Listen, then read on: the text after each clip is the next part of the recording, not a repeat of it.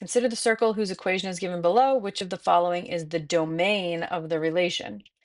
Okay, well, I know that this circle has its center at 4, 3, and it has a radius of 4. Okay, so I got the center from the h and k values in the equation, and the radius is the square root of the 16, which is 4. So if I draw a picture of this,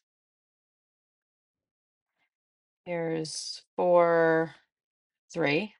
There's my center. And the radius is 4. So I'm going to go right 4 to 8. I'm going to go up 4. 3 up 4 from 3 is 7. I'm going to go left 4, which puts me on the y-axis.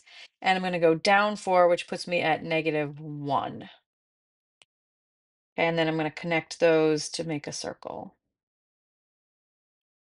Okay, so the domain of the relation is going to be the smallest x to the largest x, which would be 0, right? The x value for this point is 0 to 8.